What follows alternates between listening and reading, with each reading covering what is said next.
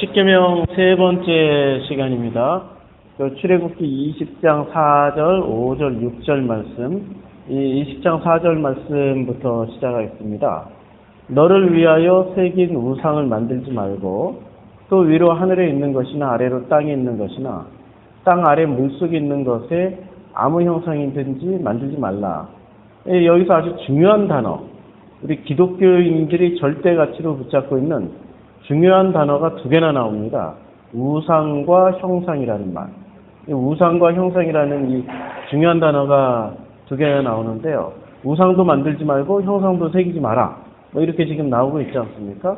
우리는 이 말씀에 절대 집중해가지고 우상, 만들면 안 되고 형상, 새기면 안 되죠.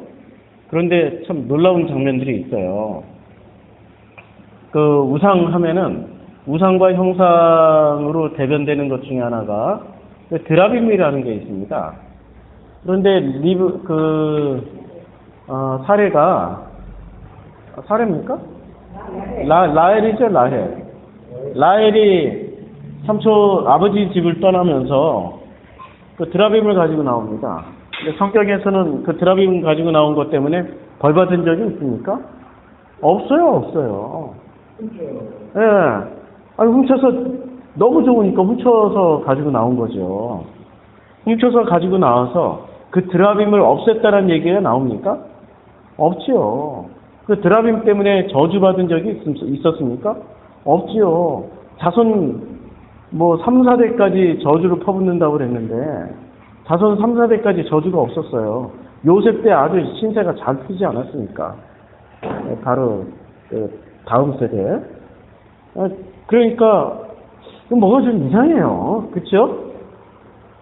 그래서 우상이라는 단어를 우리가 이제 좀 살펴봐야 될 것 같아요. 신약 성경에서 이 우상을 뭐라고 얘기하는지. 신약 성경을 읽어보면은 좀 더 무시무시합니다. 자, 로마서 1장 23절에 보면 썩어지지 아니하는 하나님의 영광을 썩어질 사람과 새와 짐승과 기어다니는 동물 모양의 우상으로 바꾸었느니라. 이게 우상으로 바꾸었기 때문에 이제 이게 바로 범죄다 이렇게 말씀하고 있죠. 로마서 1장 23절에 로마서 2장 22절도 간음과 우상을 함께 묶어가지고 죄를 말씀하시는 장면이 나옵니다. 간음하지 말라. 내가 간음하느냐? 우상을 가증히 여기는 내가 신전 물건을 도둑질하느냐? 그러니까 간음하지 말라와 우상의 문제를 같이 묶어가지고 지금 지적하고 있는 거죠. 자, 그 다음에 이게 참 음행이나 간음하고 우상하고는 이 세트로 같이 다닙니다. 고린도전서 5장 10절에 보면 이 말은 이 세상에 음행하는 자들이나 탐하는 자들이나 속여 빼앗는 자들이나 우상 숭배하는 자들을 도무지 사귀지 말라 하는 것이 아니니 만일 그리하려면 너희가 세상 밖으로 나가야 할 것입니다. 그러니까 이 우상에 대한 강력한 금지 법령들이 마치 십계명의 두 번째 말씀인 너희 앞에 우상과 어떤 형상도 새기지 마라. 이걸 지금 신약 성경에서 확인해 주시는 것처럼 우리가 이제까지 그렇게 읽었단 말이에요. 또 고린도전서 6장 9절에 보면 항상 우상의 문제하고 그리고 음행하는 문제, 간음의 문제, 이 성적 타락하고 세트로 갑니다. 자, 고린도전서 6장 9절에 이렇게 나옵니다. 불의한 자가 하나님의 나라를 유업으로 받지 못할 줄을 알지 못하느냐. 미혹을 받지 말라. 음행하는 자나 우상 숭배하는 자나 간음하는 자나 탐색하는 자나 남색하는 자나 하고 세트로 전부 다 하나님 나라를 유업으로 받지 못한다고 그랬습니다. 그래서 우리는 우상에 대해서 알러지가 있죠. 집에 인형 다 없어요. 집에 있는. 옛날에 교회 다니기 전에 아프리카나 혹은 동남아 여행하다가 사가지고 왔던 이상한 형상들 그런 거 다 갖다 버리지 않습니까? 제일 먼저 하는 일이 그런 것부터 갖다 버리지 않습니까? 이 성경에서 말하는 우상의 수준이 그 정도 수준일까? 아니면 좀 더 깊은 차원일까? 그런데 왜 라헬이 드라빔을 가져온 것에 대해서는 심판도 당하지 아니했고 그리고 그 드라빔으로 인해서 하나님이 나타나서 뭐라고 말씀도 안 하시고, 드라빔 때문에 저주를 받은 것도 아니고, 좀 그렇죠? 그리고 또 데라의 직업이 뭐였죠? 아브라함의 아버지 데라의 직업이 우상숭배, 아니 우상을 만드는 사람이었어요. 우상을 만드는 자였더라. 그게 성경에 나와 있죠. 그 다음에 아브라함도 우상 만들어 파는 사람의 아들이었습니다. 근데 그 아들이 선택당한 거예요, 하나님한테. 그때 당시에 아브라함 시대의 동시대의 사람이라고 할 수 있다면 욥이었어요. 욥을 선택해서 또 예수의 족보를 이어가는 것이 아니라 우상 숭배했던 아브라함을 선택해서 예수의 족보를 이어갔던 거죠. 그러니까 지금 성경에서 우상 숭배에 대한 강력한 하지 말라는 이런 말씀하고, 또 실제 성경의 내용으로 보면 우상 숭배를 했던 이런 사람들의 그 모습하고는 좀 이렇게 많이 좀 이질감이 있는 거죠. 자, 신약 성경에 나오는 그 우상 숭배를 다 찾아보면은 우상이라는 단어가 나오는 게 45번 나옵니다. 이것을 다 찾아서 읽자니 너무 많고, 그래서 이 우상을 고린도후서 6장 16절에 나온 말씀을 읽고 몇 개 좀 더 읽고 이제 우상에 대해서 좀 더 깊이 나누도록 하겠습니다. 너희도 알거니와 너희가 이방인으로 있을 때 알지 못하는 우상에게로 끄는 그대로 끌려갔느니라. 마치 우상이, 너희도 알거니와 너희가 이방인으로 있을 때, 이제 이방인으로 있었을 때가 언제였죠? 이방인으로. 지금 여기는 유대 기독교인들에게 이야기한 게 아니라 이방 기독교인들에게 이야기를 하는 거죠. 고린도후서니까. 이방 기독교인들에게, 이방인이면서 개종하신 분들, 이방인으로 있을 때 말 못하는 우상에게로 끄는 그대로 끌려갔다. 그 우상숭배를 했다라는 그러한 것을 바울이 지금 지적하고 있었던 거죠. 그 다음에 제가 고린도전서 12장 2절을 읽었네요. 고린도후서 6장 16절을 또 읽겠습니다. 고린도후서 6장 16절, 하나님이 성전과 우상이 어찌 일치가 되려. 굉장히 중요한 얘기예요. 하나님의 성전과 우상이 어찌 일치가 되느냐. 지금 고린도전서 3장 16절에서 뭐라고 말씀하고 있습니까? 우리 사람에게 너희가 하나님의 성전, 즉 성령의 전인 것을 너희가 알지 못하느냐, 이렇게 말씀하시고, 고린도후서 6장 16절에서는 하나님의 성전과 우상이 어찌 일치가 되리요라고 이렇게 말씀하고 있어요. 그러니까 일치가 되었다라는 얘기예요, 지금. 하나님의 성전과 우상이 일치가 되었기 때문에 바울이 지금 다그치는 겁니다. 혼내는 겁니다. 하나님의 성전과 우상이 어찌 일치할 수 있느냐. 우리는 살아계신 하나님의 성전이라, 지금 고린도후서 6장 16절에 우리는 살아계신 하나님의 성전이다. 이와 같이 하나님께서 이르시기를 내가 그들 가운데서 거하며, 어디에 거하셔요? 우리 하나님의 성전이 우리 가운데 거하시며 두루 행하여 나는 그들의 하나님이 되고 그들은 나의 백성이 돼야 되는데, 너희가 성전인 너희가 왜 우상이 전이 되어 있느냐, 이런 지금 질책이십니다. 그러니까 우리 지금 우상의 수준을 보이는 수준으로 말씀하고 있습니까? 보이지 않는 수준으로 말씀하고 있습니까? 우상은 보이지 않는 겁니다. 그래서 우상과 형상이 동시에 등장하고 있어요, 지금. 성경에 보면. 자, 다시 출애굽기 22장 4절로 이렇게 돌아옵니다. 출애굽기 20장 4절. 너희를 위하여 새긴 우상을 만들지 말고, 또 위로 하늘에 있는 것이나 아래로 땅에 있는 것이나 땅 아래 물속에 있는 것에 아무 형상이든지 만들지 말라.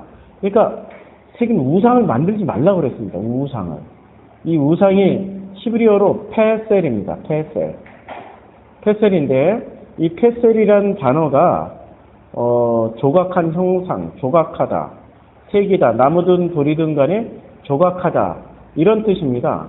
근데 이 페셀의 용법을 보면은 페셀은 출애굽기 20장 4절 이전에는 안 나옵니다. 지금 출애굽기 20장 4절 이후에 이 페셀이라는 단어가 계속 등장을 합니다. 창세기부터 출애굽기 20장 3절까지는 이 페셀이라는 단어가 안 나와요. 그러니까 이 우상이 쓰여진 것을, 그리고 이 페셀이라는 단어는 딱 여기 출애굽기에서는 20장 4절 여기 한 번밖에 안 나와요. 나머지는 레위기에서 나오고 신명기에서 많이 나오는데, 레위기 26장 1절에서는 너희는 자기를 위하여 우상을 만들지 말지니 목상이나 조상을 세우지 말며 할 때, 목상이 바로 우상입니다. 그러니까 목상, 그러니까 신명기 4장 16절, 그럴건대 스스로 부패하여 자기를 위하여 아무 형상대로 우상을 새겨, 지금 우상을 새겨 이렇게 되어 있는데요. 새기다라는 단어가 지금 아까 나와 있던 페셀입니다. 페셀. 그러니까 이게 새기다라는 게 페셀이에요. 그러니까 번역이 좀 많이 다르죠. 그렇죠? 그러니까 우상 해놓고 목상으로도 번역하고 새기다라도 번역을 합니다. 신명기 4장 23절. 너희는 스스로 삼가서 너희 하나님 여호와께서 너희와 세우신 언약을 잊어버려서 내 하나님 여호와께서 금하신 아무 형상의 우상, 형상이 또 우상으로 또 등갑을 합니다. 그러니까 번역이 스스로도 막 왔다 갔다 하고 있어요. 이 페셀이란 번역이. 신명기 4장 26절에 보면 내가 그 땅에서 아들을 낳고 손자를 얻으며 오래 살 때 만일 스스로 부패하여 무슨 형상의 우상이든지, 형상이라고 말할 때 페셀이라는 단어를 썼습니다. 자, 그러면 너를 위하여 새긴 우상을 만들지 말며 또 위로 하늘에 있는 것이나 아래로 땅에 있는 것이나 땅 아래 물속에 있는 것에 아무 형상이든지 만들지 말라. 그러니까 이게는 무슨 말이냐면 어떤 모양새를 만들지 말라는 거로 그렇게 이해가 되죠. 모양새를 새겨서 만든 어떤 모양을 만들어서 그것을 하나님이라고 부르지 말라. 이제 우리는 이렇게 알고 있었고 또 성경도 그런 식으로 지금 말씀을 하고 있는 거죠. 그러면 우리는 그것을 지켜내기 위해서 어떻게 했습니까? 어떤 우상이든지 절대 만들지 않고 절대 그것을 흉내도 내지 않고 그것을 숨기지도 않고 그렇게 했던 거죠. 그렇죠? 사사기 18장 17절에 보면 이렇게 되어 있습니다. 이제 단지파가 땅을 탐지하러 갑니다. 땅을 탐지하러 갔던 5사람이 그리로 들어가서 새긴 신상과 에봇과 드라빔과 부어 만든 신상을 취할 때 제사장은 병기를 띤 600명과 함께 문 입구에 섰더니 이게 지금 신상과 여기서 지금 우상의 종류가 굉장히 많이 나오네요. 이게 지금 페셀이라는 단어를 찾고 있습니다. 페셀이라는 단어가 신상, 이게 이제 페셀입니다. 근데 이 페셀이라는 게 드라빔과 같이 어떤 형상을 만든 그런 우상인데 실제로 라헬이 드라빔을 가지고 왔음에도 불구하고 그거 언제 버렸는지도 성경이 안 나옵니다. 죽을 때까지 가지고 다닐 수도 있었어요. 언제 버렸는지 정확하게 안 나오는 거 보면. 그러니까 그 라헬이 드라빔을 가지고 왔기 때문에 그걸로 인하여서 저주를 받았고 그것 때문에 가문이 멸망당했고 이런 일은 없었어요.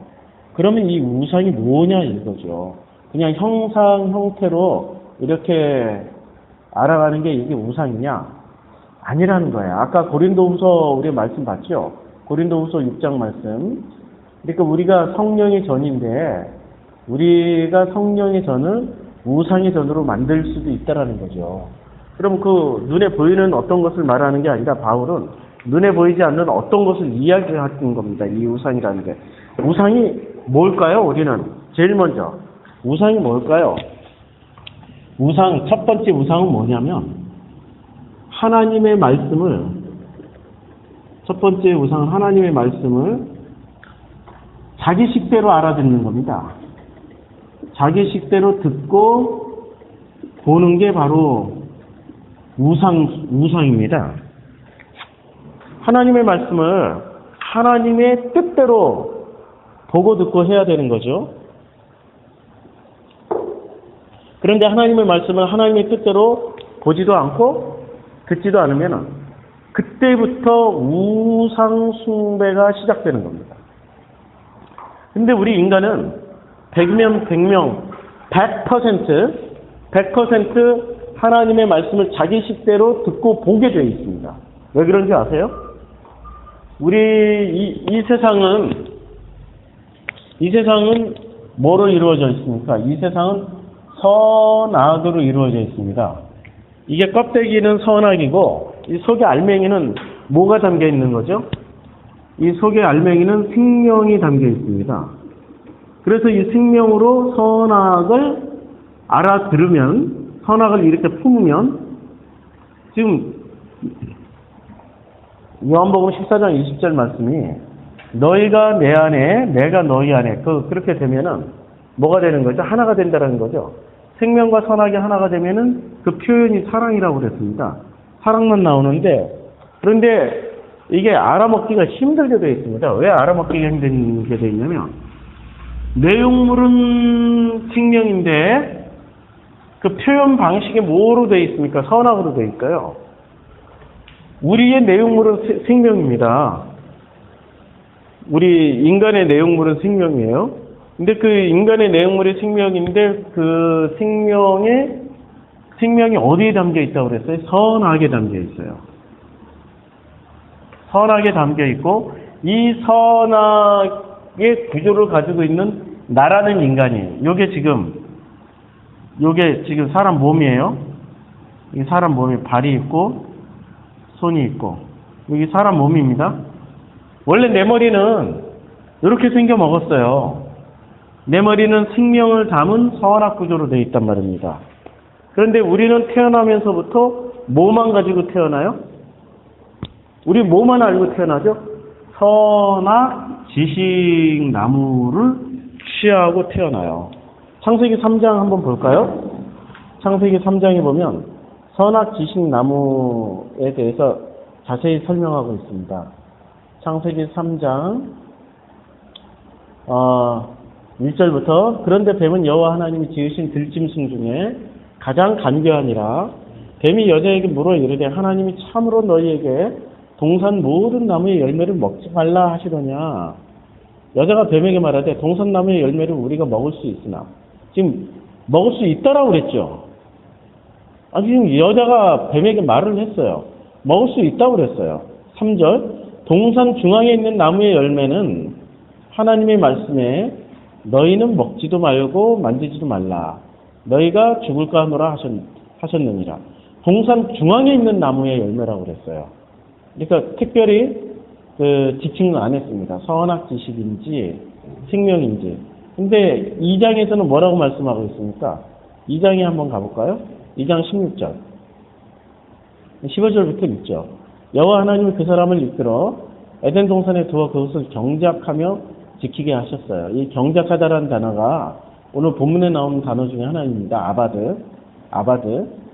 자, 경작하며 지키게 하시고 16절 여호와 하나님이 그 사람에게 명하여 이르되 동산 각종 나무의 열매는 내가 임의로 먹다가 아니라 먹어라. 반드시 먹어라. 그렇게 되어 있어요. 17절 선악을 알게 하는 나무의 열매는 여기 이제 중간에 빠진 게 있습니다. 선악을 알게 하는 나무의 열매는 선악 지식으로부터 먹지 말라. 만약 내가 선악 지식으로부터 먹는 날에는 반드시 죽으리라 하시니라. 제가 지금 빠진 부분을 첨가해서 지금 그렇게 읽어 드린 겁니다. 그러니까 선악 지식으로부터 먹지 말고 반드시 먹는 날에는, 만약 내가 먹는 날에는 선악 지식으로 먹게 되면 반드시 죽는다. 뭐 이렇게 번역해도 충분합니다.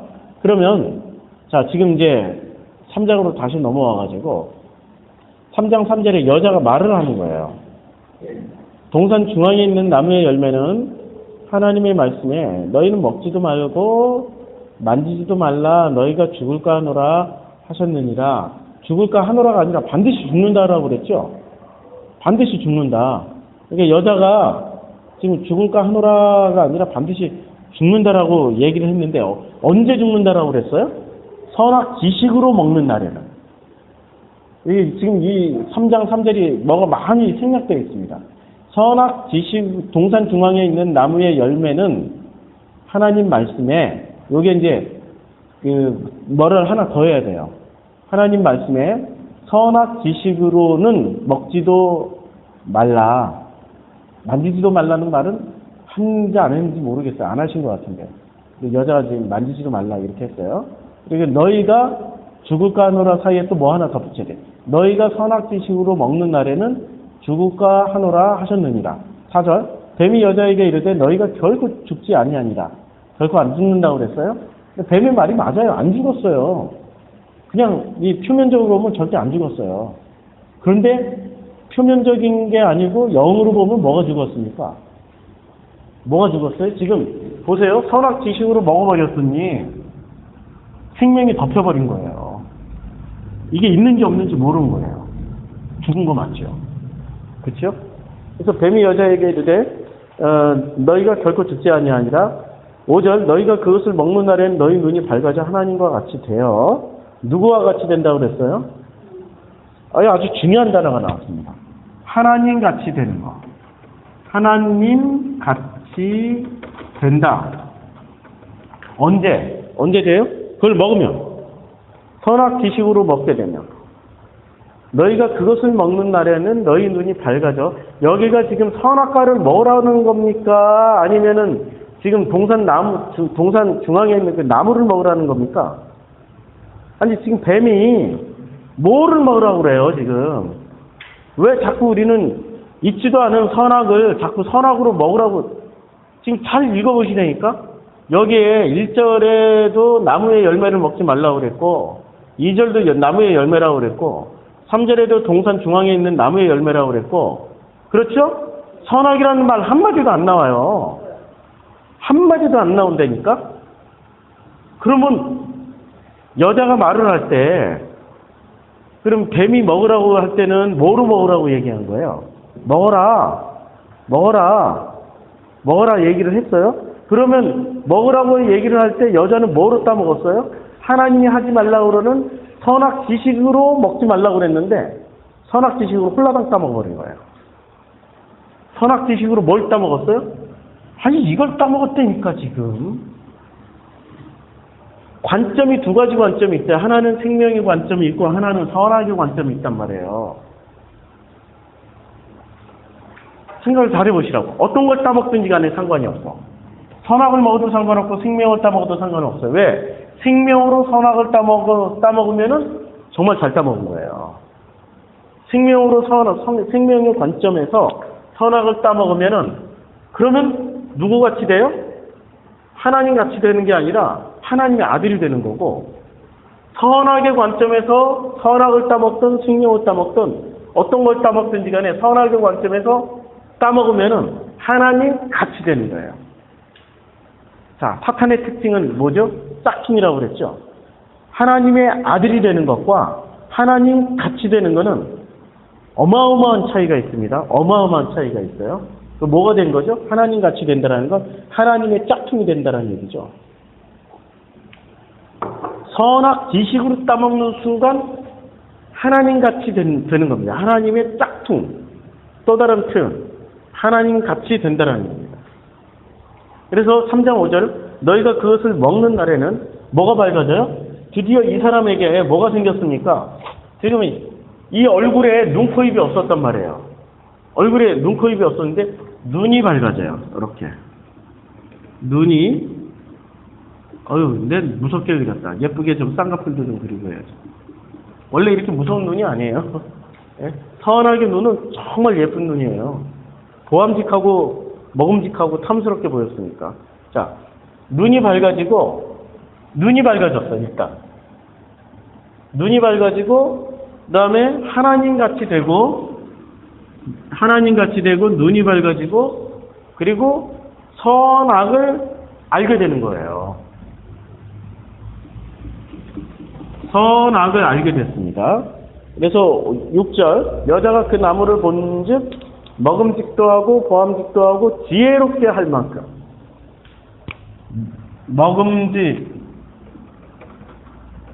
보암직 지혜롭게 이렇게 지혜롭게 할 만큼 이렇게 탐스럽기도 한 나무예요.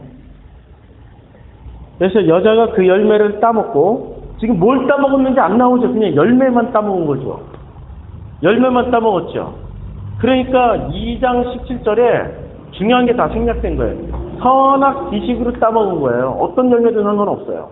선악 지식으로 취하면 안 된다라는 거예요. 근데 선악 지식으로 취해버린 거예요. 여자가 그 열매를 따먹고 자기와 함께 있는 남편에게도 주매 그도 먹은지라. 3장 7절 이에 그들이 눈이 밝아져 자기들이 벗은 줄 알고 무화과 나무 잎을 엮어 치마로 삼았더라. 여기에 굉장히 중요한 이 모티브가 여기 다 들어가 있습니다. 하나님의 말씀을 이제 자기식으로 보고 듣고 하는 그 기원이 어디서부터 왔죠? 자기식으로. 이게 바로 우상숭배라고 그랬죠. 우상의 첫 번째는 하나님의 말씀을 자기식으로 보고 듣는 게 그게 우상숭배의 첫 번째라니까요. 지금 눈에 보이는 어떤 형체를 극도로 증오하라는 얘기가 아닙니다. 우상은 이 지구상에서 가장 증오해서 확실하게 십계명의 두 번째 계명은 문자 그대로 지키고 있는 종교 집단이 있습니다. 어느 집단이요? 이슬람, IS 애들, 막 티그리스에 있는 그 고대 유적 형태 이런 걸 다 폭탄으로 박살내버렸잖아요. 알카에다에 이슬람 애들, 알카에다, 탈레반 애들 이런 사람들이 아프가니스탄이 세계 최대 불교 유적지 국가예요. 이슬람 되기 전엔 불교 국가였어요, 그 나라가. 그 거대 막 그 20m짜리 부처상이 있고 이런 걸 그냥 다이너마이트 다 설치해가지고 다 가루로 만들어버렸어요.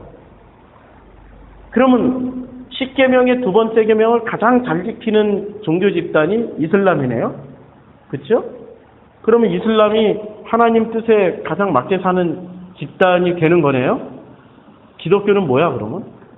기독교는 우상도 안 때려 부시고 불교하고 공존하고 있고 그럼 하나님의 계명을 어기는 집단이네. 그럼 이슬람은 천국 가고 계명을 지켰으니까 지금 불교하고 공존하고 있는 다른 수많은 우상들하고 공존하고 있는 무당하고 공존하고 있는 한국교회 기독교인들은 다 심판받아야 되겠네. 그런 얘기가 아니라니까요. 그런 얘기가 아닙니다. 지금 고린도후서의 6장에서 말씀하셨던 것처럼 이게 성전의 싸움이에요. 성전의 싸움. 우리 이제 건물 성전 다 부서졌단 말입니다. 건물 성전 다 부서진데 우리 사람 성전을 세워놓고 그 성전이 하나님의 성전이 되느냐 우상의 전이 되느냐 지금 바울은 그 얘기를 하고 있단 말이에요. 그러면 우상의 전이 된다라는 것은 어떤 얘기냐면 하나님의 말씀을 자기식으로 듣고 보는 게 우선 첫 번째 우상의 전이 되는 겁니다.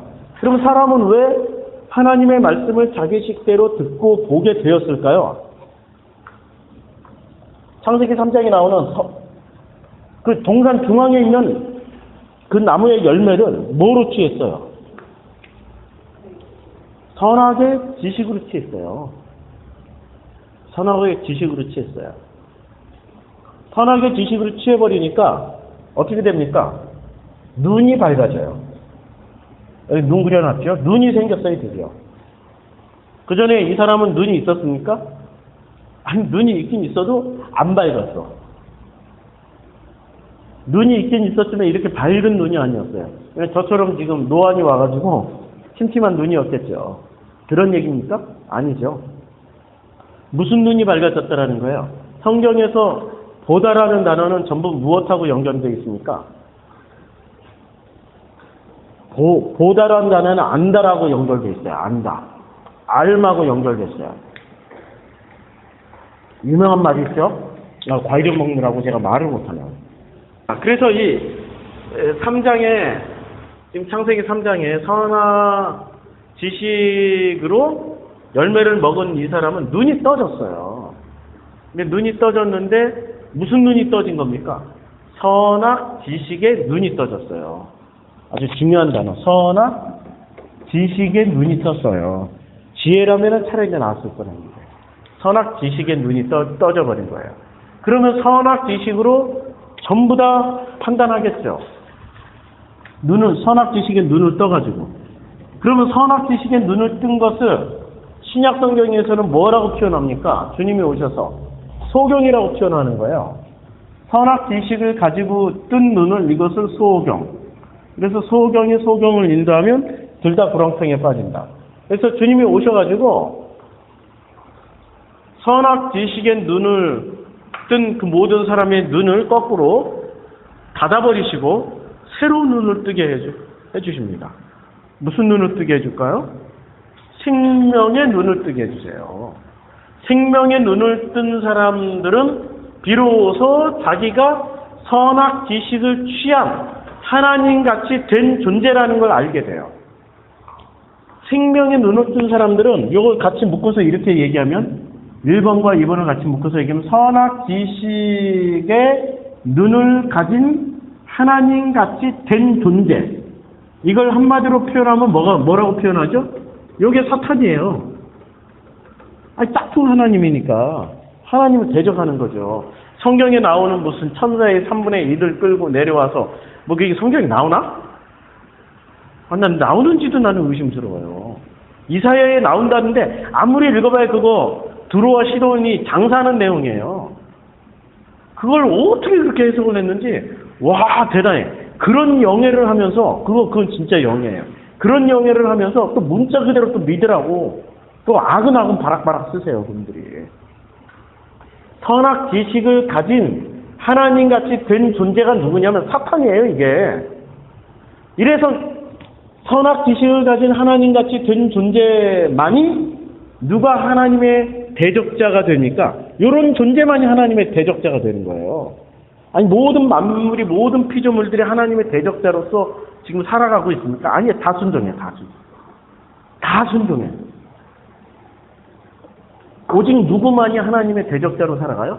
선악 지식을 가진 하나님같이 된 존재들만이 하나님을 대적하고 있다니까요.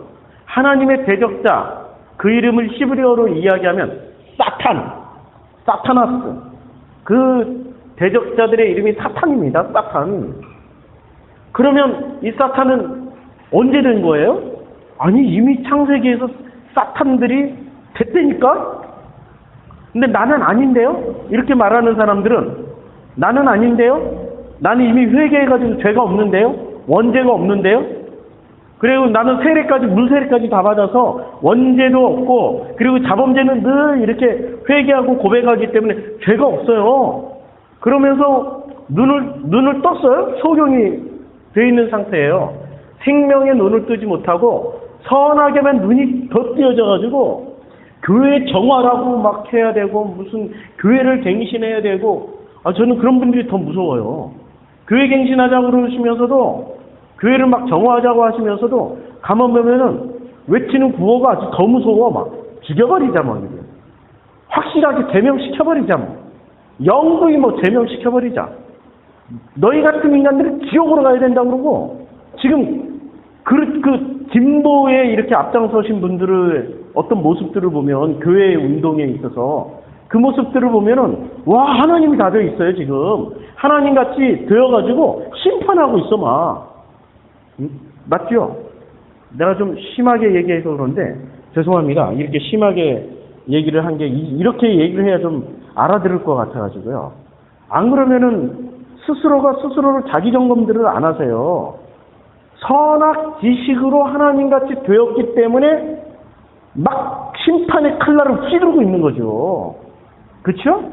그러면 보수 기독교인들, 보수 목사들은 성경 말씀을 문자 그대로 적용해가지고 또 저주도 퍼붓죠. 강대상에서 교회를 무슨 옮기면은 가다가 교통사고 난다고 그러고 목사한테 한부하면은 목사 저주하다가 이렇게 교통사고 나고 병나서 죽은 사람들 간증 무지하게 하면서 겁을 엄청나게 주죠. 그러면 보수는 어떻게 된 거야? 선악 지식으로 말미암아서 하나님같이 된 존재, 이미 그 사람들도 심판을 하고 있습니다. 심판자로 오실 분은 누구세요? 오직 예수 그리스도 그분밖에 없습니다. 예수님밖에 없어요. 그럼 예수님은 뭐하러 오신 분이세요? 율법, 이 선악을, 율법이 선악이지 않습니까? 율법을 완성하러 왔어요. 무엇을 완성해요? 또 다른 말로 하면 선악을 완성하러 왔어요. 선악을 완성하러. 그럼 선악을 뭐로 완성시킨다는 말씀이에요? 생명으로. 너희들이 선악 지식으로 먹었으면은 이제는 생명 지식으로 선악을 덮어버리시겠다는 거예요. 덮어. 그럼 율법의 완성의 표현이 뭡니까? 사랑이죠. 그럼 선악을 생명 지식으로 완성시키면 뭐가 되는 거죠? 사랑이 되는 거죠. 그럼 예수님만이 심판하시는 거죠. 생명을 가진 그 사람. 이렇게 생명이라는 게 꼭 무슨 영생.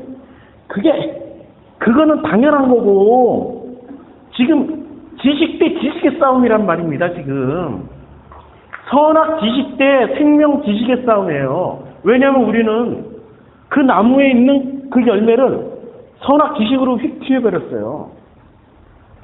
선악과를 따먹은 게 아니라 선악 지식으로 열매를 먹어버렸다니까? 우리는 이제까지 그 선악과를 따먹었다고 생각했는데 그 열매를 선악 지식으로 먹은 거예요. 선악 2장 17절에 생략된 히브리어의 생 민맹루 선악 지식으로부터 그걸 먹지 말라고 그랬는데 선악 지식으로부터 그것을 따먹어버렸어요. 뭘 따먹었는지 몰라. 생명을 따먹었는지 선악을 따먹었는지 몰라. 그냥 열매를 따먹었어. 동산 중앙에 있는 그 열매를 따먹었어. 그랬더니 어떻게 됐어요? 선악 지식에 눈이 떠져가지고 하나님같이 되어버렸어요. 그러면 우리는 지금 이미 뭐가 되어 있는 거예요? 하나님처럼 되어 있기 때문에 우리가 우상이라니까? 근데 우리가 우상인 것을 왜 못 깨달아요? 우리가 우상인 것을 왜 못 깨닫냐면 자기식으로 듣고 보기 때문에 우리가 우상인 것을 진짜 전혀 꿈에도 단 한 번도 의심을 안 하고 살아요. 단 한 번도. 그래서 단 한 번도 의심을 안 하고 살기 때문에 자기식으로 듣고 보는 이 아주 태어나면서부터 자기식으로 듣고 보는 게 훈련이 돼 있어가지고 끝까지 선악으로 하나님을 보게 돼 있어요. 그래서 선한 분은 하나님, 악한 것은 사탄. 근데 누가 사탄이에요 실제로는? 내가 사탄이죠. 근데 사탄을 어디다 만들어놨어요? 자기가 책임지기 싫으니까 밖에다 만들어놨어. 밖에다 만들어놓고 모든 책임 전가를 없는 너한테 다 해. 사탄 너한테. 사탄 네가 나쁜 놈이야. 사탄 너가 나쁜 놈이야.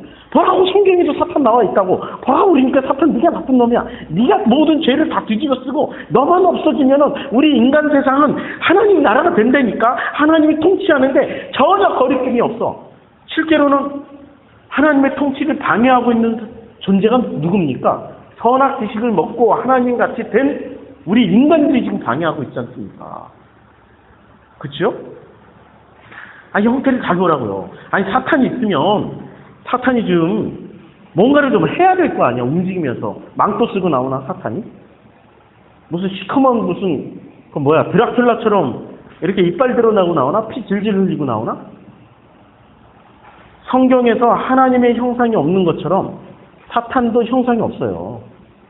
그렇죠? 근데 하나님은 형상이라도 당신의 아들을 통해서 좀 보여주셨단 말이에요. 당신의 아들을 통해서 예수를 통하여 가지고 하나님의 어떤 형상인지를 보여주셨어요. 그러면 사탄이 어떤 형상인지를 성경에서 보여준 구절이 있나요? 없다니까? 그런데도 주구장창 사탄이 어떤 형상을 가지고 왔다라고 죽도록 믿고 있는 그것이 바로 우상이라니까, 우상. 우상은 두 가지야. 선으로 하나님을 만들어 놓고 이렇게 숭배하는 것도 우상이고, 악으로 사탄을 만들어 놓고 사탄을 경계하고 두려워하라 이런 것도 우상이에요. 오늘 제가 잘 아는 목사님이 페이스북에 그렇게 글을 올렸더라고요. 교회를 망하게 하는 사탄의 7가지 전략 해가지고 7가지를 쫙 올렸어요. 수근수근대기 교회 안에서. 교회 안에서 자기 자랑질을 하기. 교회 안에서 서로 손가락질하기. 그러면 교회를 망하게 하는 사탄의 7가지 전략이라고 7가지를 링크를 쫙 걸어놨어요. 그런 글을 읽으면 실제 사탄이 존재하는 것처럼 보인다니까. 또 유명한 책이 있잖아요. 갑자기 제목을 잃어버렸는데 사탄의 편지인가요? 그런 내용. 그러니까 삼촌 사탄이 조카 사탄에게 어떻게 하면은 성도들을 지옥으로 끌고 갈 것인가, 어떻게 하면 교회를 망하게 할 것인가에 노하우, 전술 전략을 다 써가지고 전수해준 그런 내용을 책으로 출판한 게 있단 말이에요. 사람이 지어낸 거죠. 예, 그런 거 읽으면 진짜 없는 사탄이 있는 것처럼 보인다니까. 실제 사탄은 누구예요?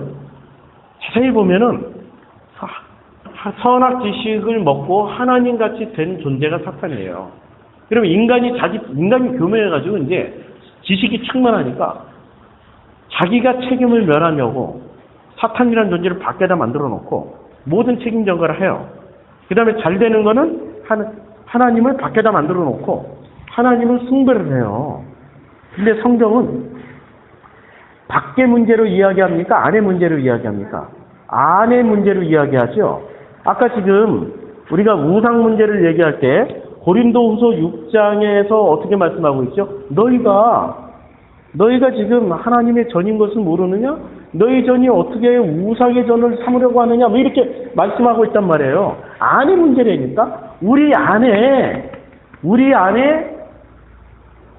생명을 가지면은 우리가 그 10가지의 말씀, 그 10개의 언약의 말씀, 10계명. 이 10계명의 첫 번째 말씀이 뭐였습니까? 너는 나 위에 다른 존재를 있게 하지 않을 거야. 오직 너는 나로서만 존재하게 만들 거야. 그걸 부정어 빼고 얘기하면 오직 너는 나로서만 존재하게 만들 거야. 이게 무슨 뜻입니까? 너는 하나님의 형상이니까 너는 하나님의 형상으로만 존재하게 만들 거야. 지금 첫 번째 계명이 그 대전제가 그거 하지 않습니까? 너는 하나님의 형상이니까 하나님의 형상으로만 있게 만들 거야. 그러면 두 번째, 하나님의 형상이 되려면 어떻게 해야 돼요? 너 안에 있는 그 우상, 하나님의 말씀을 자기식으로 듣고 보는 것부터 없애야 돼. 그래야 너가 진짜 하나님의 형상인 것을 알게 돼. 그러면 사람이 자기식으로 하나님의 말씀을 듣고 보는 게 무엇 때문에 그래요? 선악 지식으로부터 하나님같이 되었기 때문에 생명으로 하시는 하나님의 말씀을 안 듣고 선악으로 뭐든지 판단을 하는 거지요. 저는 개탄스러운 일을 많이 경험합니다. 왜냐하면 복음을 나누는 이런 복음의 사람들하고 많은 편지들을 주고받아요. 많은 내용들을 또 카톡으로 보내주시고 이게 있잖아요. 선악에는 꼭 따라다니는 게 있습니다. 지식이 따라다녀요. 복음을 지식으로 취하잖아요. 이 선악은 있잖아요.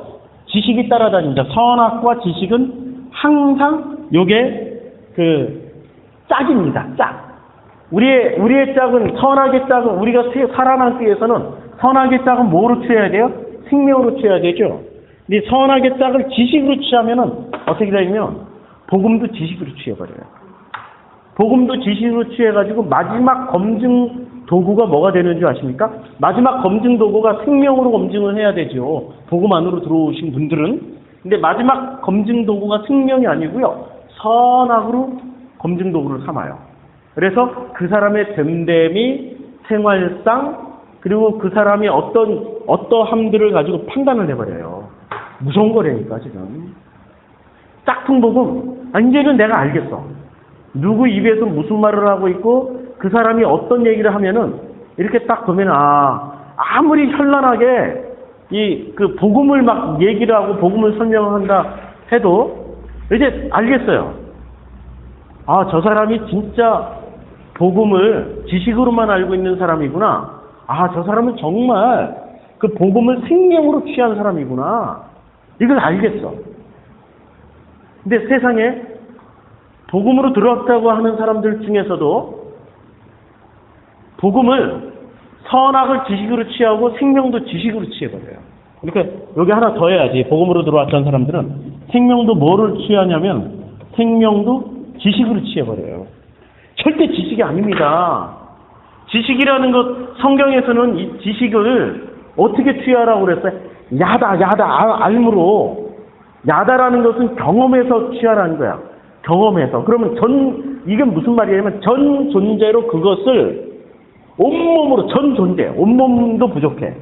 전 존재로 생명을 체험을 해버려야 되는 겁니다. 몸과 마음, 내 영혼 골수. 그러니까 그 히브리서 4장 12절에 나오는 그 말씀의 검이 내 심령과 골수와 그 관절과 모든 것을 찔러 쪼개고도 남음이 있는 것처럼 완전히 그 구석 그 말씀의 생명이 내 구석까지 다 찔러 쪼개면서 들어오는 경험을 해야 된다니까요. 찔러 쪼개고 들어오는데 소리 안 지르는 사람이 어디 있어요. 바늘로만 찔러도 아프다고 소리 지르는데 침 맞을 때 칼로 그것도 말씀의 검으로 찔러 쪼개고 들어온다니까. 그러면 이 말씀을 듣는 순간 우리는 어떻게 돼요? 죽는다니까. 죽어요. 편안하게 와 할렐루야 이렇게. 아니 그렇게 된 사람들, 와 할렐루야 너무 기쁘게 듣는 사람들 이미 생명이 그 안에 있어. 그래서 어떠한 찔러 쪼개도 그것이 너무너무 감사하고 너무너무 행복해져요. 그런데 선악 지식을 가지고 있는 사람들은 찔러 쪼개고 들어올 때 죽습니다. 죽어요. 몇 번 죽어야 돼. 계속 그게 건너간다는 얘기죠. 죽고 거듭나고 계속 해야 돼요. 옛날에 제가 성결교 출신이니까 사중복음, 신유중생 성결재림, 중생. 나는 중생이란 단어를 몰라가지고 무슨 중들이 쓰는 단어인 줄 알았어요. 아유, 우리 성결교단이 다른 거 다 좋은데 뜨겁고 열심히 있고 정말 뜨겁고 열심히 있었어요. 지금은 장로교하고 똑같아져가지고 뭐 그런 것도 없는데 제가 어렸을 때 신앙생활 할 때까지만 해도 성결교단이 정말 열심히 있었어요. 진짜 열심히 있었어요. 근데 열심히 있는 반면에 교육이 없었어요. 그래가지고 중생이 뭔지를 몰랐어. 그래서 교회 다니는 또 우리 그 고등부 형한테 물어봤어. 중생이 뭐냐? 그래서 나도 잘 모른대요. 그래서 청년의 형한테 물어봤어. 중생이 뭐예요? 그랬더니 중들이 쓰는 용어인가 보지? 그런데 제가 다녔던 교회가 서울대생들이 무지하게 많이 다녔던 교회예요. 희한하게 서울대하고 가까워가지고 희한하게 그 가난한 동네에서 서울대생들이 많이 다녔고 대부분 또 CCC 그때 서울대가 제일 셌던 게 UBF 그 다음에 또 IVF 뭐 이런 거 그 파라처치가 서울대에서 되게 유명했었어요. 그 다 그 출신들이거든요. 그 형들한테 물어봤어요. 중생이 뭐냐고. 중생이 거듭남이라고. 아 그때 처음 들었어요. 거듭남. 거듭남을 이제 우리 교단이나 혹은 다른 교단의 교리에서는 한 번 거듭나면 된다고 그래요. 한 번. 그렇죠? 한 번. 근데 저는 그렇게 생각하지 않아요. 자꾸 거듭나야 돼요. 그걸 건너간다라고 저는 표현하고 있고 징검다리를 자꾸 건너가듯이 건너간다라는 표현을 하고 있고 또 그것을 자꾸 눈을 자꾸 뜨는 거예요.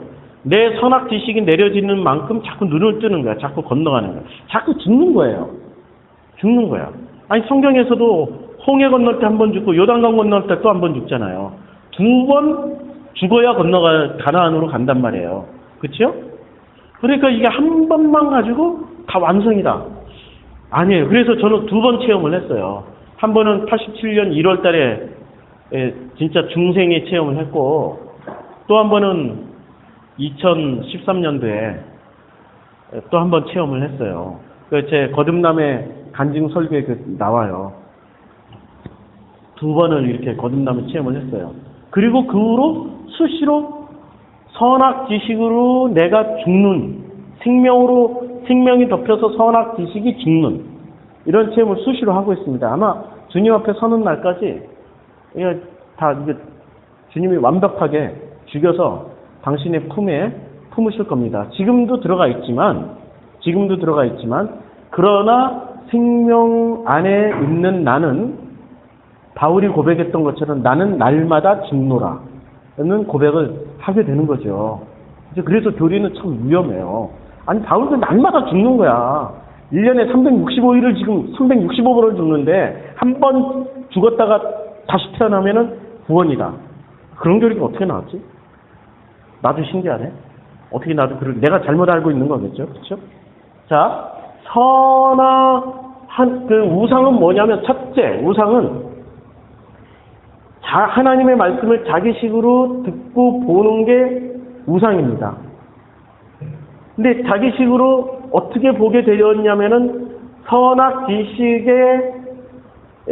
지식으로 그 열매를 따먹었어요. 그랬더니 선악 지식이 충만해지자 하나님 같이 된 존재가 되어버렸어요. 나가. 그러면 나라는 이름은 이제 우리가 십계명 하는 겁니다. 십계명의 첫 번째 계명이 뭐죠? 너는 나 이외에 다른 것이 될 수 없어. 너는 오직 나만 되는 거야. 이거란 말이죠. 너는 오직 나만 되는 거야. 이게 첫 번째 계명이에요. 너는 오직 나만 돼. 그런데 이 나라는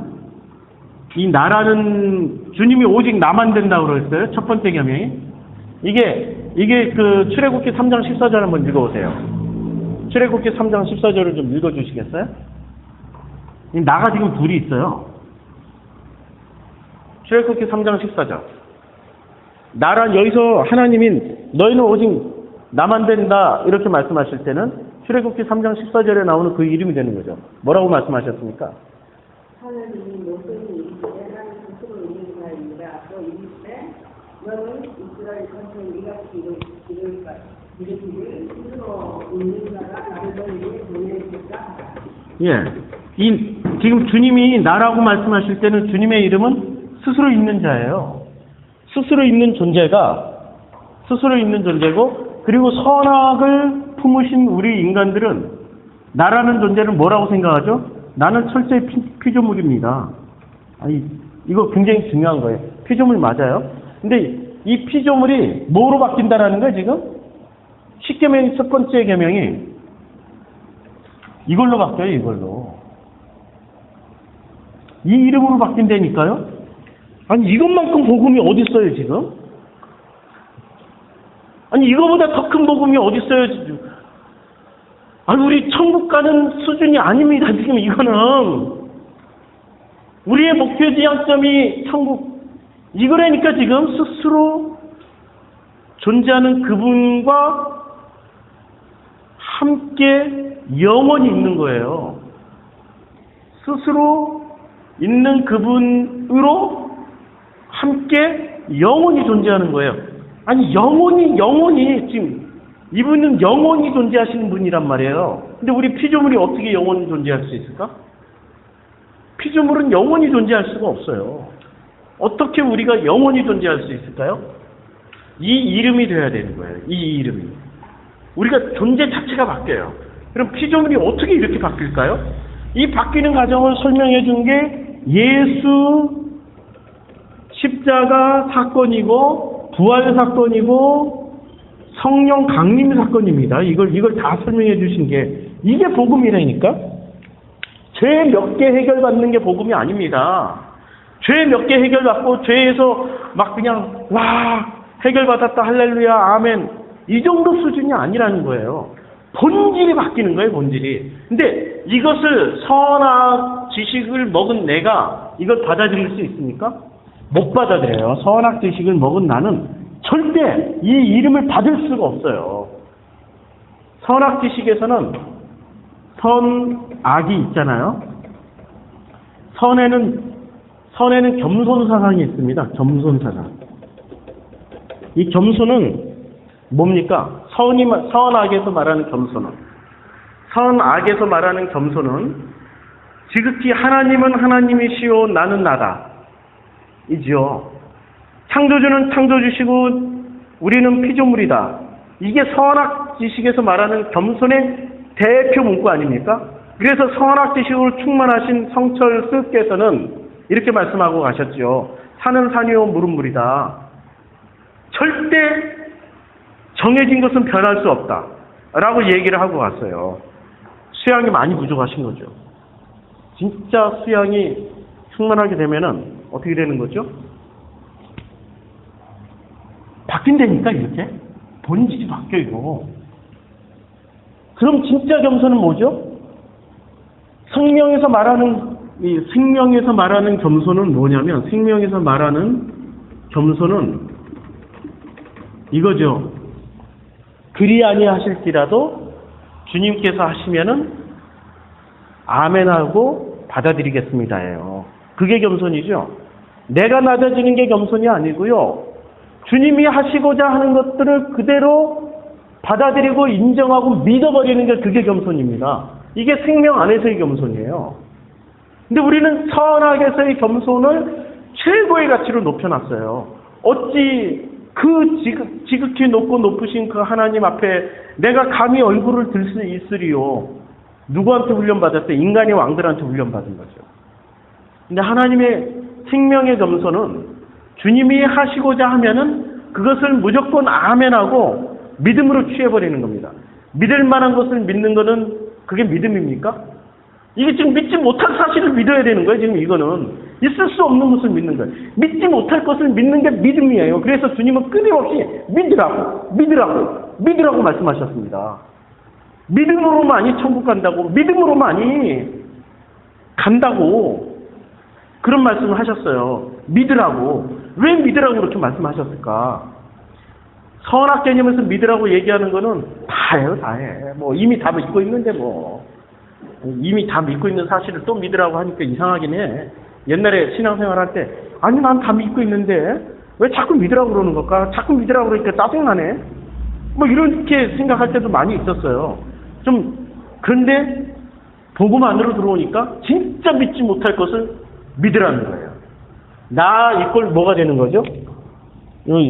나는 이렇게 되는 거죠. 이게 믿어지십니까? 이걸 믿으라는 거예요, 지금. 이게 십계명의 그 모든 언약이 이걸 향해서 달려나가고 있는 거예요. 너는 나 이외에 다른 하나님으로 있게 하지 않을 거야. 나 이외에 다른 하나님, 선악을 따먹은 자기식으로 듣고 보는 훈련이 되어 있는 사탄이라는 하나님으로 존재하지 않게 만들어 놓을 거야. 이게 지금 십계명의 첫 번째 계명이라니까. 하나님의 자기 의지를 강력하게 표현했어요. 두 번째, 그래서 너희는 너희 안에 있는 이 우상을 제거해야 돼. 그래서 이 두 번째 계명은 여기 읽고 1부 좀 마치죠. 1부 마치고 또 이제 쉬었다가 2부 하겠습니다. 자, 20절 4절에 보면 너를 위하여 그 새긴 우상을 만들지 말고 또 위로 하늘에 있는 것이나 아래로 땅에 있는 것이나 땅 아래 물속에 있는 것에 아무 형상이든지 만들지 말라라고 되어 있습니다. 아무 형상이든지 만들지 말라라고 그랬는데 이 만들지 말라라고 이야기할 때 만들지라는 단어가 아싸입니다. 아싸. 근데 이 아싸가 어디서부터 나오는 단어인지 아세요? 놀랍게도 창세기 1장 7절부터 나옵니다. 창세기 1장 7절 제가 창세기 1장에 나오는 아싸 단어를 다 읽어드릴게요. 하나님이 궁창을 만드사가 아싸입니다. 궁창을 만들 때 아싸. 1장 11절. 하나님이 가라사대 땅은 풀과 씨 맺는 채소와 그 다음에 각기 종류대로 씨 가진 열매 맺는이 요게 아싸입니다. 열매를 만드셨어요. 그리고 열매를 만드신 분이 선악 생명을 만드신 분이 누구시죠? 하나님 만드신 거라니까. 지금 이게 아싸예요. 열매 맺느니 요게 아싸입니다. 그 다음에 1장 12절 땅의 풀과 각기 종류대로 씨 맺는 채소와 각기 종류대로 씨 가진 열매 맺는 나무를 만드는 게 맺는이 요게 아싸입니다. 아싸. 그러니까 이 아싸의 용법이 굉장히 파격적이에요. 지금 아싸가 이게 만들다라는 뜻인데 이 아싸가 1장 16절에 하나님이 두 큰 광명을 만드사 큰 광명으로 낮을 주관하게 하시고 작은 광명으로 밤을 주관하게 하시며 또 별을 만드시고 할 때 이 만드사가 아싸입니다. 그러니까 광명체를 만들 때도 아싸고 창세기 1장 25절. 이제 여기서부터 1장 25절, 1장 26절에서 아싸가 굉장히 중요하게 쓰여집니다. 1장 25절 하나님이 땅의 짐승을 그 종류대로 목축을 그 종류대로 땅에 기는 모든 것을 그 종류대로 만드시니 요 만드시니가 아싸예요. 그러니까 하나님이 뭐를 만들어요? 땅의 짐승, 그 다음에 목축, 목축, 가축, 뭐 나무와 무슨 뭐 이 모든 것들을 종류대로 땅에 기는 그 모든 것을 종류대로 아싸하셨어요. 만드셨어요. 만드시고 또 뭐를 만드셨냐면 1장 26절 하나님이 가라사대 우리의 형상을 따라 우리의 모양대로 우리가 사람을 만들고 할 때 요게 아싸입니다. 그럼 이 아싸는 무엇을 만들 때 쓰여졌어요? 아싸는 창세기에서 온갖 생명체를 만드실 때 아싸가 쓰여진 겁니다. 이 아싸라는 단어가. 그러면 지금 오늘 출애굽기 2장 4절에 있는 너를 위하여 새긴 우상을 만들지 말고라고 할 때, 만들지 말라라고 할 때 이미 우리는 하나님만이 하시는 그 아싸를 누가 하고 있어요? 창세기 1장에? 우리가 하고 있다니까? 창세기 1장에서 이 아싸의 주체는 하나님이세요? 엘로힘이세요? 근데 이 아싸의 주체를 지금 누가 하고 있다라고 얘기해? 너희 만들지 마! 라고 얘기할 때는 우리 인간이 만들고 있는 거야. 인간이 뭐를 만들었어요? 하나님을 만들어냈다니까? 자기의 바람과 소망과 자기의 온갖 그 욕망들을 꼭 되어주시옵소서라는 간절히 비는 존재로 하나님을 만들어 놔버렸어요. 그래서 그 하나님은 항상 선해야 돼. 악하면 안 돼. 근데 성경에 누가 재미난 걸 했어요.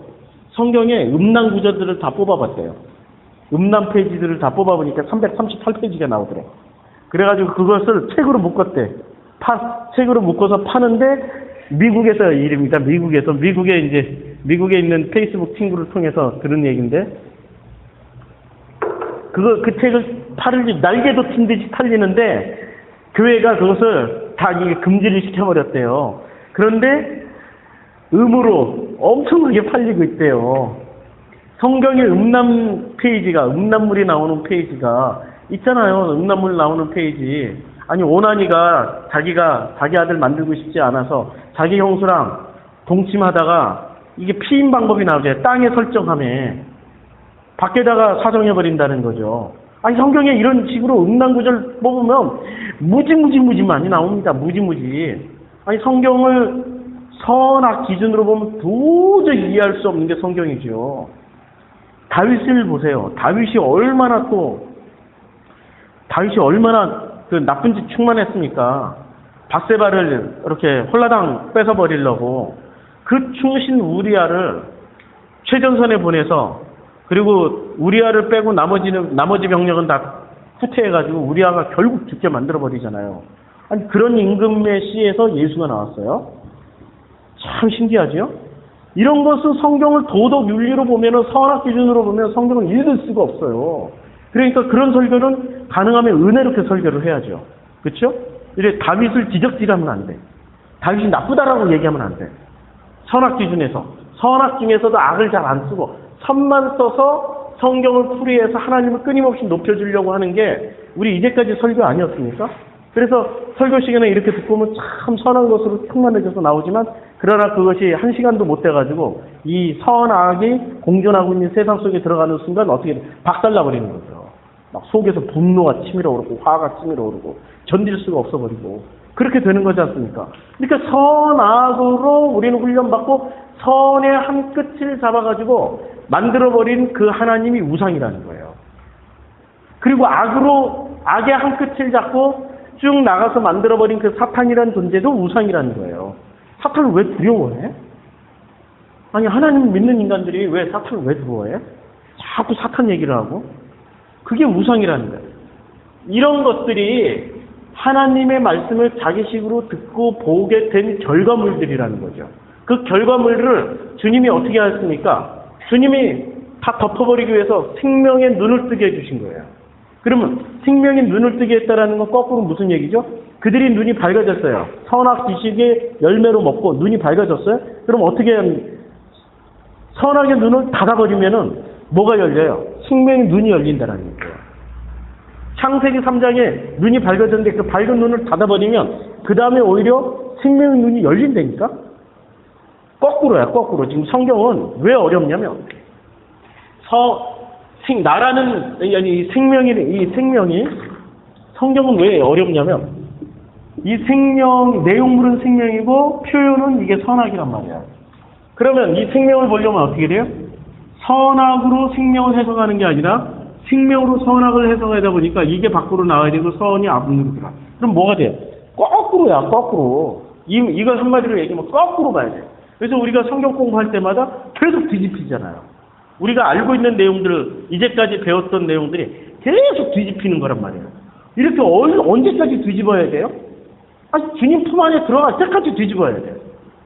뒤집어서 봐야 비로소 생명이 선악을 덮게 되는 거죠. 자꾸 뒤집어서. 제가 그림으로 쉽게 표현해 줄게요. 하나만 뒤집어서는 안 돼. 계속 뒤집어. 계속 뒤집어. 계속 뒤집어가지고 이 생명이 보니까 어떻게 되어 있어요? 어느 순간 보니까 선악이, 생명 안에 선악이 있고 선악 안에 생명이 있네? 너희가 내 안에, 내가 너희 안에, 아버지가 우리가 아버지 안에? 이렇게 됐네? 그쵸? 지금 이 얘기란 말이에요, 이게. 자, 이게 지금 두 번째 계명의 20장 4절.